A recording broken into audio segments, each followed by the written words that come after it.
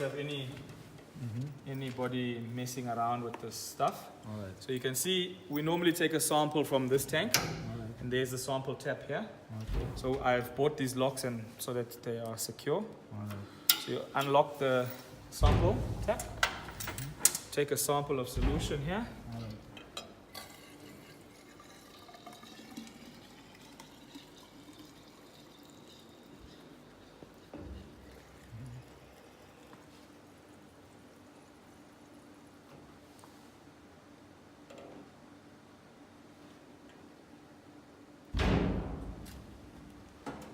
Just lock it again.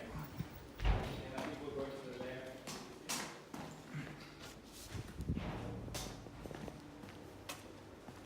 Let's go back to the lab, we'll do it there. All right. And the volume of the sample is not critical. Okay. The volume of the sample is not very important. Okay. It can be, it doesn't really matter.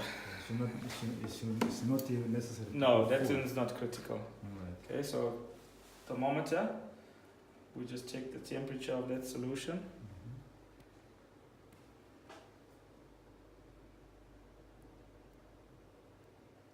Okay, it seems like it has settled at 19 degrees Celsius.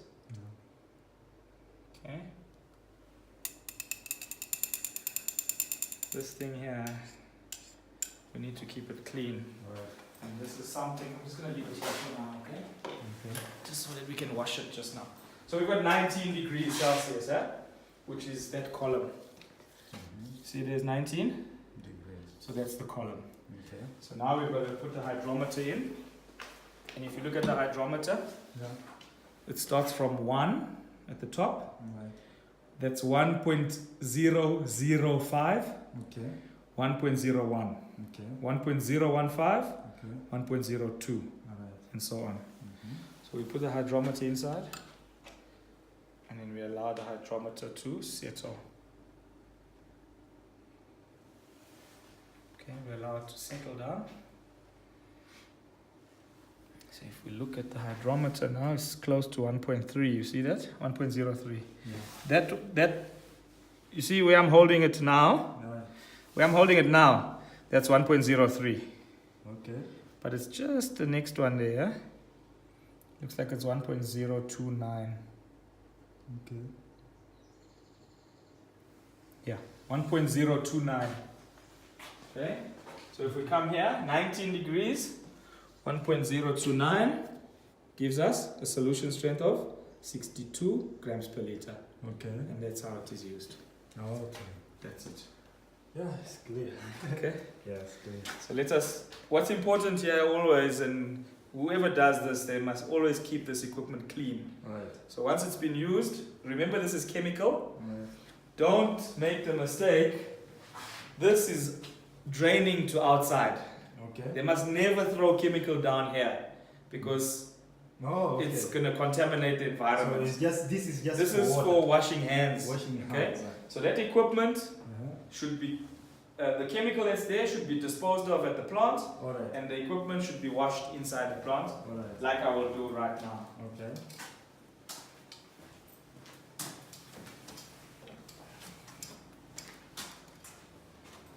And so yeah, it's important that they look after this equipment All right. and keep it clean, you know. All right. So I normally just use this. Oopsie. Just to rinse it off with water. Okay. You can see there's a dripping So tray. rinsing this is the moment. This is a thermometer. I'm just keeping it clean. All right. And then the hydrometer. Okay. I'll just rinse that one as well.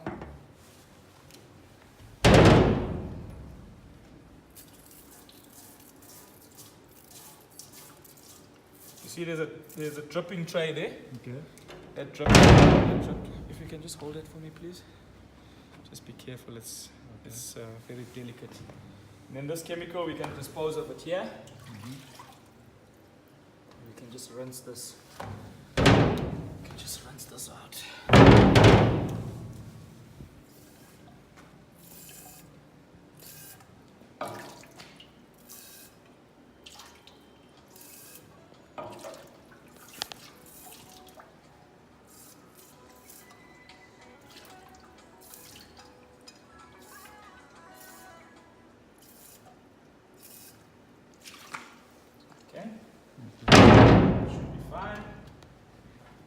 pack this equipment away.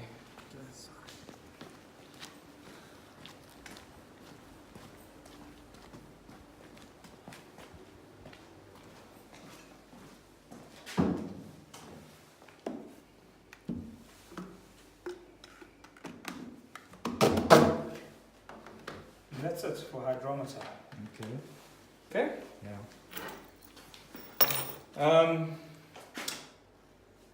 That one's clear, huh? Yeah, I think maybe if you can repeat for the oven, I didn't record it. Okay? For the oven, Yeah. Maybe you can repeat it. Okay, just to repeat then, Yeah. this is a laboratory oven. Right. It is used for three main purposes. Right. Number one is for conducting density tests Right. to dry the wood samples. Mm-hmm. Number two is for conducting moisture content checks Mm-hmm. by oven dry method. Mm-hmm. And the third one then is for drying samples for use in the XRF machine, Okay. which might follow in the future. Yeah. So the oven works perfectly well. We used it yesterday.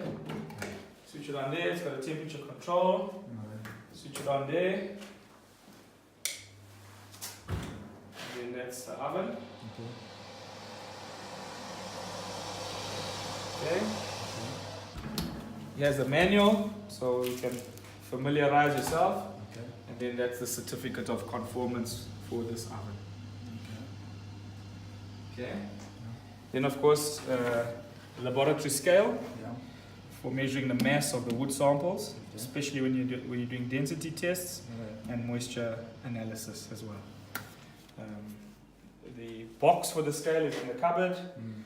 There's a manual there. There's a calibration receipt there as well. Yeah. At the back of the scale here, Mm. there's a port which can be plugged into a printer Right. so that you can print off the data.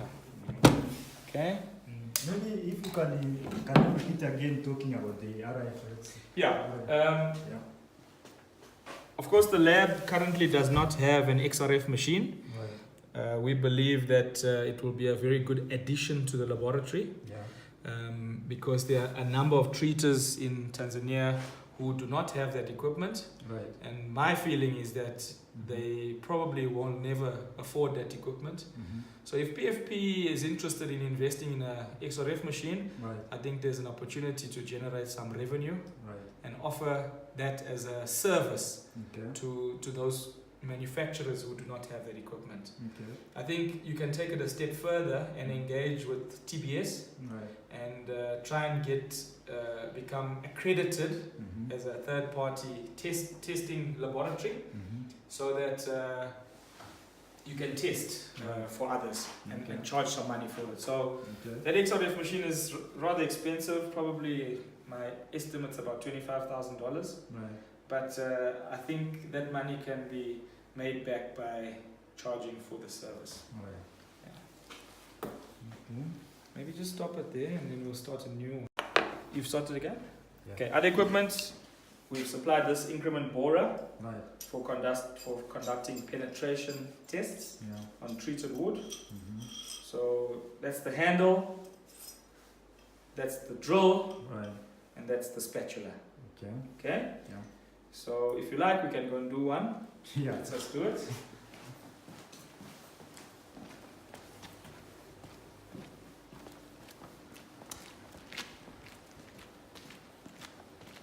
So these are the poles that were treated. Okay. These were treated yesterday. Yeah. So I can just demonstrate the penetration. All right. So you insert the drill into the handle, Okay. and then you just apply a bit of pressure and drill.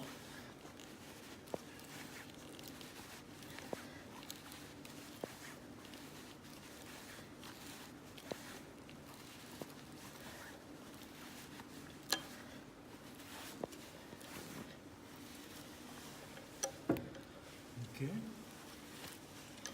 This one's very hard. Yeah. Ew.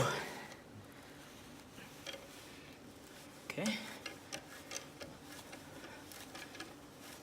So you drill like that. Okay. You insert the spatula. Right. You make 1, 2 turns, Okay. and then you remove the spatula. Okay. comes out with the treated wood sample. These tools, sometimes it's a piece remains in there, so we just got to remove it.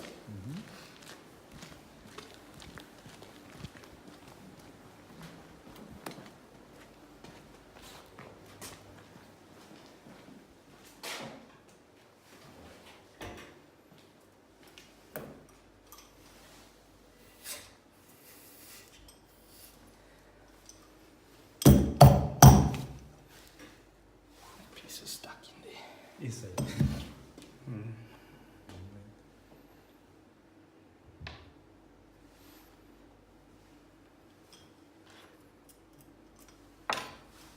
So you are testing for the one we treated there. Yeah, we're testing the penetration. Penetration, The depth of how deep the chemical has gone. Okay.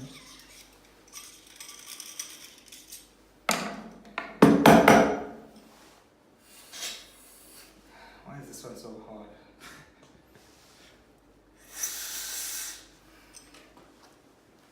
Struggling to get this piece out. Okay.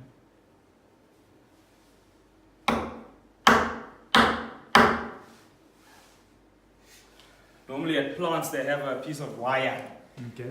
where they're doing this, and then they just insert a wire here to remove that last one. This is too short. Anyway, that is it, you know. Okay. So basically, you extract a sample. This is not a very good sample because the fibers are quite brittle. Okay. But you can see that's all penetrated with chemicals. Okay. And we'll just try and get that one out. But that's pretty much it. It's to determine how deep the chemical has penetrated. So that's the increment borer.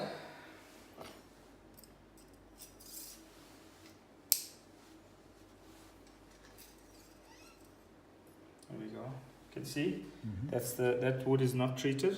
You can see the difference in color. Yeah. You can see that. Yes. So that one came right from near the core. Okay. That came from near the core, the hardwood, which is not treatable. Okay. And you can see the color of that one. It's very different from that one. Okay. So that's all chemical. And you can see there the chemical stopped somewhere around there. So you mean when you were drilling there, is it separating or? No. There's hardwood and sapwood. Huh? Alright. Remember, what we are doing there is we're looking at this. There we can see there's hardwood, Yeah. there's sapwood. Alright. So when we drilled, I drilled through here. Remember the hardwood, we don't put chemical. Huh? Yeah.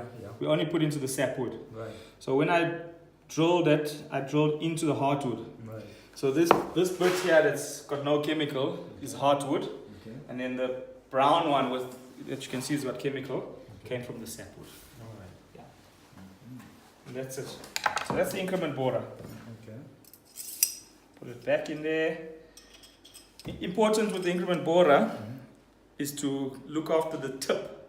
Okay. Because that tip, if somebody drops it on the floor and it gets blunt, you can see how I was struggling to drill there. Right. So when that tip is blunt, it Yeah. makes it even harder. Yeah. So they need to take care of this tip and make sure it's kept inside the handle, the holder. Okay. So increment borer. If I can just make a note here. Okay, we got oven, lab scale. 3 is hydrometer kit. Hydrometer kit, which is 1 is a measuring cylinder. 2 is a digital thermometer. 3 is hydrometer. And that one goes from 1 up to 1.05. And 4 is another hydrometer, which goes from 1.05 up to 1.1.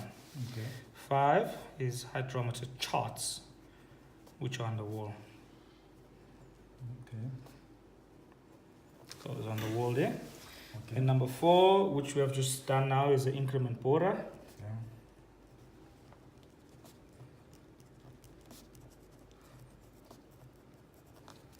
That consists of a handle, drill, and a spatula. Okay. Okay, Yeah. let's move on to the next one. Yeah. Next one, this is a moisture meter. Okay. It's, the brand is Delmhorst. Okay. It's an analog meter, so it's not digital, it's analog. Alright. This is the most reliable one, and that's why we supplied this one. Okay. It's the most common one used in industry, Alright. and it's two pieces basically. That's the main moisture meter, and then this is the electrode and hammer. Okay. And if I will remove this cover, those are the pins that we knock into Okay. the wood. So we can just go and check to do a demonstration of the moisture meter.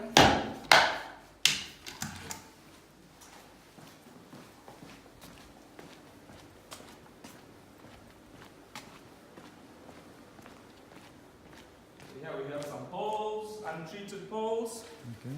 We just want to check what the moisture content is. So you screw this Okay. into here. Alright.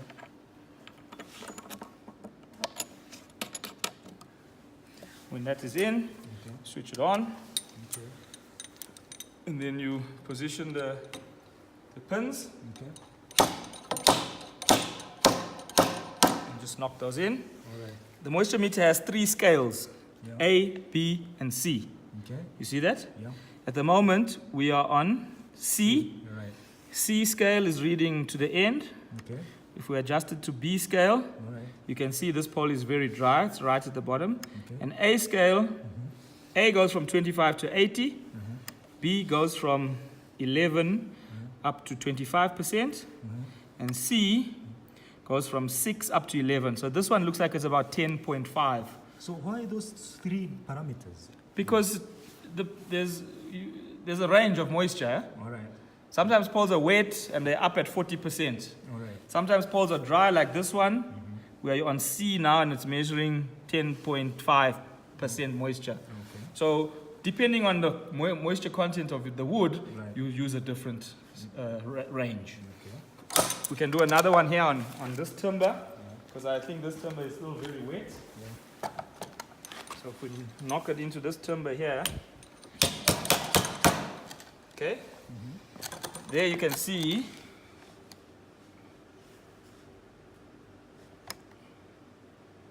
if we look at A, Yeah.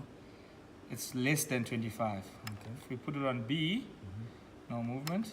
Okay, so there we can see it's quite dry. It's probably around 6% moisture. Okay. Okay, that's the moisture So meter. for the 6% moisture, that you can treat it, is it? Yes, yes, Okay. yes. That's a lot. That's dry. Okay. That's quite very dry. So for at least how much? What is the minimum moisture you can treat? For poles, Well. 25%. For timber, 15%. Okay. 15%. That's allowable. Eh? That's good, and Yeah. the CCA can penetrate well. Correct. All right. Correct. So that's the moisture meter. I just want to show you now. Inside here, Yeah. there are some spare needles. Needles. Oh, Yeah. okay. Spare. Yeah. For that one. Okay. There's a spare battery. Okay. It takes a 9-volt battery. All right. So there's a spare battery. And then here are spare pins.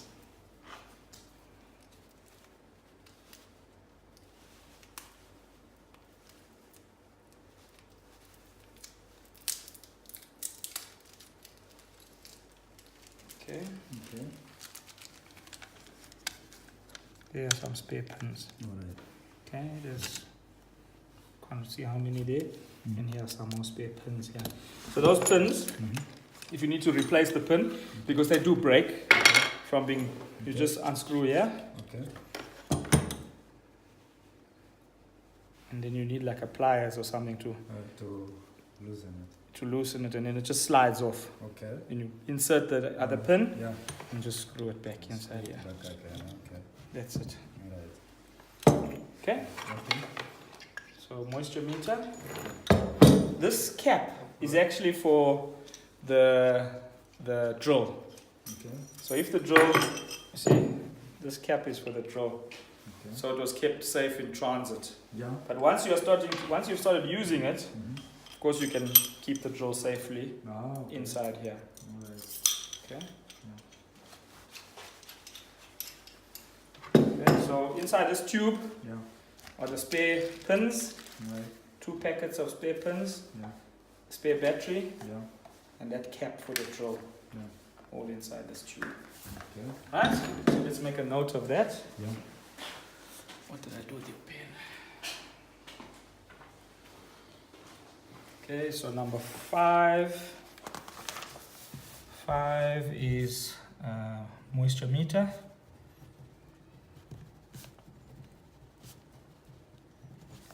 With electrode hammer.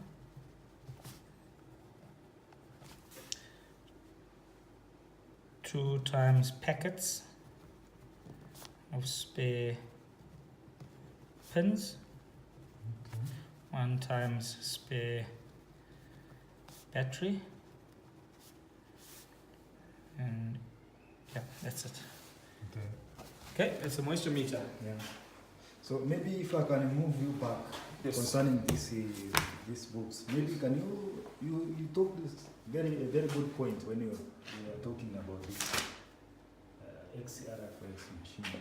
Look, I mean, we can't do training over again, otherwise we'll be here for another week. Oh, right. So Yeah. this But you were just talking about recording this one. yes.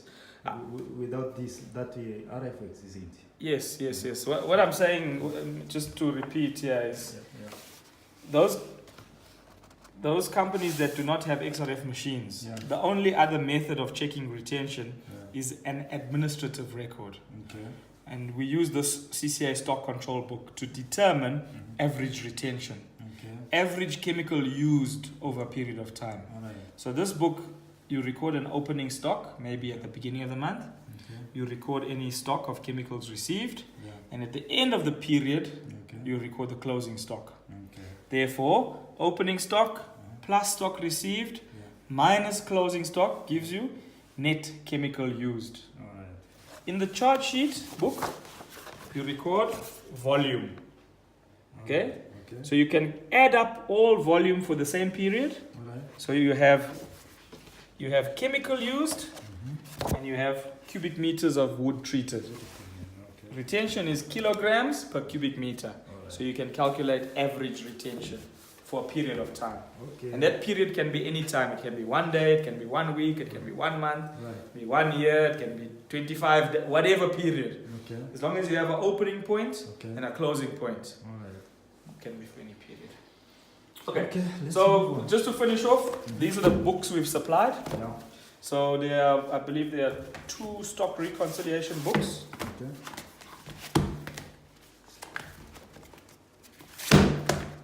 Yeah, 2 stock recon books. There is a mixing record book. 2 mixing record books Okay. for recording every time chemical is mixed into the plant. Okay. There's what we call, there are 2 issue and receipt books. Yeah. This records every time chemical is received, it's Alright. recorded here, Okay. and every time chemical is given to the plant for mixing, it's recorded here. And then this one is the daily charge sheet book Okay. for recording all details of each treatment cycle. Okay. And we have started using it here for the training. All right. That was the first one we did, Okay. and the second one we did, Mhm.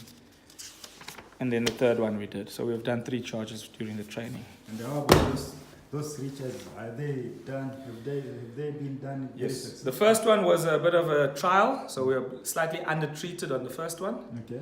and then we made some adjustments, but the second and third one we were above the So specification. where do you adjust? Just some considerations or how is it? Yeah, look, as I say, this is not a training session now. Right. So this is not a training session. Right. There might be a need to spend more time training PFP people because Yeah. we can't talk about things like that now. That's quite complex. Yeah. Okay, so those were the books, eh? Yeah. 2 mixing books, 2 issue receipt books, 2 stock control books, and 1 chart sheet book. Right? Then we have some acid-resistant overalls. Okay. These are to be used by the plant personnel. You can see they are not standard overalls; they are acid-resistant. Okay. So these will resist the chemicals. This was part of our scope of supply to PFP. Okay. I can't remember now. That's 1, 2, 3, 4, 5, 6, 7, 8, 9, 10, 11, 12 pieces. That's size 40, 40, 40. I think there were like 3 of each different size. Okay. Anyway, there are 12 pieces here All right. in total. So very, very important that the guys who are working in the plant, they are issued with these and they wear these. If they use normal clothing or normal overalls, the chemical will burn holes through the normal clothing and then of course affects the skin as well. So it's critical that this is used. Okay. So those were the overalls. And in terms of lab equipment and PPE, that is all Dolphin Bay have supplied. Yeah. Okay. Of course, we've put some posters up on the wall. This one is showing you the correct PPE to use. Okay. So hard hat, respirator, acid-proof overall, eye protection. There are goggles here. These were not supplied by PFP. By Dolphin Bay. These are PFPs. Okay. They were in stock here. They are here. Safety glasses. Acid-proof apron is only required maybe if there's a lot of manual handling of treated wood. Okay. So at the moment those are not available here. Okay. Gloves, acid-resistant gloves. These are also PFP stock. Okay. You can see they resist acid, so they're suitable. Okay. Okay. And then boots, of course. Acid-resistant boots. Normally leather boots are not good. Okay.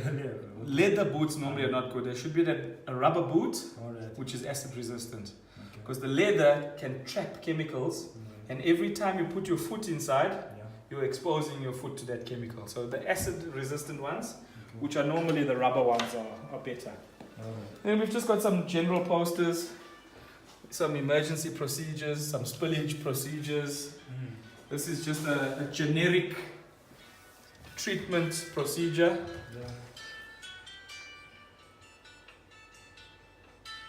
Yeah, this is just a generic treatment procedure. And then we discussed the stock recon for determining retention. Yeah. That's giving you some guidance on how to do the stock recon. I then just tried to use my initiative a bit. Okay. And I had just some simple posters made. Okay. Of course, critical to always wash hands before leaving this area. And then if we move outside,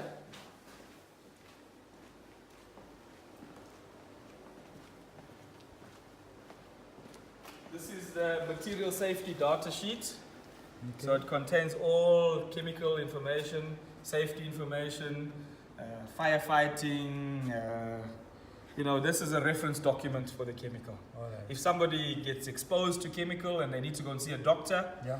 they take a copy of this, Okay. take it to the doctor, so the doctor knows exactly what he's dealing with, you see. Okay. So it's very important to have this displayed Okay. at the plant. That's why we have displayed it here. All right. Also very important to keep copies on your file. Okay. So if somebody needs to take it to a doctor or to wherever Yeah. they have it available.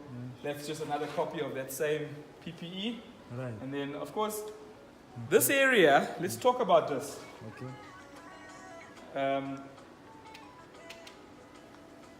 Because this area now contains hazardous chemicals, Right. it's a restricted area. Okay. It should be only for people who are authorized to be inside here. Right. So in terms of a recommendation to PFP, Okay. I believe that this space Yeah. should be closed down. Okay. Bricks closed. Okay. That's my recommendation. Mm-hmm. I believe also that perhaps this space, Mm-hmm. you can put a steel gate here. Okay. Something that you can open and can be locked. All right. Okay? So people can't just walk through here easily. Yeah. And then this one, I believe, should also be closed off here. Okay. Bricked closed or something like that. Okay? Yeah.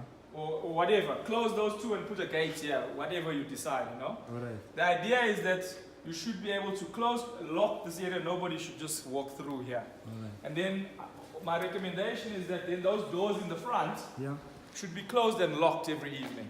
Everything. So that it makes this room a secure room. Sure. And you can't have people coming in here and just touching and tampering with the Sure. chemicals. So that's my recommendation. Okay. And if maybe we have a big pile here, we want to move it outside. Yes. Where should we put it? Anyway, yeah, what happens with treated wood is there's a fixation period. Right. So after treatment, Mm-hmm. there's some time required for fixation. Okay. That time depends on temperature. Okay.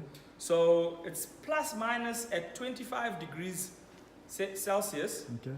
it's about 2.5 days. Okay. Thereafter, this can be moved out and stored outside safely, no problem. All right. But for that fixation period, I would suggest it's kept Yeah. inside, Okay. and after fixation, it can be moved outside, Okay. no problem. So yeah, as I was saying, I just put up maybe it's temporary. Mm-hmm. I just put up a sign there which says this is a restricted area. Okay. But again, I repeat myself and say that my recommendation is that when, after hours, these doors should be closed and locked. Okay. Closed and locked, and then these areas, access ways, should be either closed off and maybe just a gate, a lockable gate. So this room can be secure. All right. Okay? Yeah. It's clear. Yeah. So maybe now we can move just to here at the back of the plant. Okay. Of course, we're dealing with hazardous chemicals here. Eh? Okay. The process does not generate waste, Right. okay? But waste does come from like poor housekeeping, Right. things like that. Mm-hmm. Sometimes there's a bit of sand or mud on the poles. Okay. Those go inside and that mud becomes contaminated with chemicals. Right. You cannot throw contaminated waste in the environment. Okay. It has to be stored. So we've taken two of your bins Mm-hmm. from the back there, and we've labeled one as hazardous waste. Okay. So anything that's in the plant that becomes contaminated with chemical Okay. can be stored in this waste drum. All right. Okay? This one is non-hazardous normal waste. Okay. Okay, so it's just normal stuff. This can be disposed of normally. Okay. So that's why I've put signs on, clearly stating non-hazardous waste and non-hazardous waste, that's normal standard waste, Yeah. and hazardous waste, which cannot be disposed of together with non-hazardous waste. All right. Okay? Yeah. Should be done separately. Yeah. And then, of course, this is the plant. Okay. The plant's working well. Yeah. Treatment vessel, working tank, Yeah. measuring tank, Okay. vacuum system, Okay. piping, and pump there. Maybe can you point them so that when you mention They've got labels on them, as you can it's see. levels. Okay. Working tank, treatment vessel, measuring tank. Yeah. Right. So what I've done here is all the key process equipment has been labeled. Okay. Okay? So the valves, for example, you can see they've all been numbered. Yeah. V1, V2, V3, etc., etc. Yes, V5. So all the valves are numbered. Yeah. Yeah. And then here is operating instructions. Yeah. So it's a step-by-step instruction on how to operate the plant. All right. Okay? This column here is the process steps. So the first step is fill to 90%, initial vacuum, fill to 100%, pressure, empty, final vacuum, final empty. And then these are the detailed steps telling you how to perform those things. Okay. So even Alois now, Yeah. you can read this and operate this plant. Anybody can do it. If you can read, you can operate, because these numbers correspond to the valve numbers. Yeah. Hopefully. So it is quite simple. Next week, this room will be full of treated materials. Yeah. Okay. So of course there's an emergency shower which has been installed. Okay. Important if there's an accident, maybe chemical sprays on somebody, Yeah. that they come along here and just open the valve and wash off any chemicals. Okay. There's also this hand wash here. Okay, which is also working quite well. This one, especially if you get chemical in your eyes, Okay. you can spray this into your eye to remove chemicals. Okay. So all plants should have an emergency shower. I've just used my initiative as well. I just put a sign up there, so that's clear. Okay. And yeah. And how about the water through this floor? Do you suck them or how? Yeah, look, I mean, you Stay for do a get a long bit of time. water. You do get a bit of water. Sometimes it is this is a water tank here. So sometimes there's a bit of water that comes off there. Of course, if they're rinsing something, there's some water that comes there, but it's just water.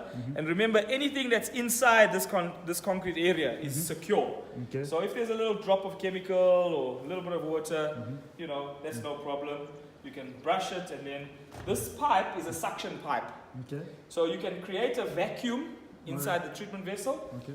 open that valve number 9, All right. and use this like a vacuum to suck To suck any chemicals or water back into the system. All right. So like there's chemicals now. We did that hydrometer test. Yeah. We put those chemicals there. We can generate a vacuum here, Yeah. take this pipe, Okay. put it inside there, and suck that into the system. That's how it works. Good. Yeah. That's good. The trolleys are running well. I would suggest, you know, every now and then just make sure there's a bit of grease on the wheels. Okay. But these are just quite simple to operate. Yeah. Okay. I see. There's a bridge rail here. So this bridge gets installed. When the door is open, you install the bridge so that this thing runs Okay. easily. Yeah, it's easy. Yeah. We have, this is interesting. The door of this plant Yeah. is a bolted door. Okay? Yes. So it's a manually operated bolted door. So we supplied a tool Okay. to open these bolts. All right. It is quite a slow process. Yeah. Okay? A lot of manpower. Yeah. But So, it's safe. but it's safe. Yeah. I see. So that's a recommendation is maybe in the future you can get a ratchet, Yeah. Yeah. which will make it a bit quicker. Right. Right. That's all. Okay. I think that's It's almost. Yeah. I think that's about it. All right. Yeah. I think that covers it. Let's cover this. Yeah. All right.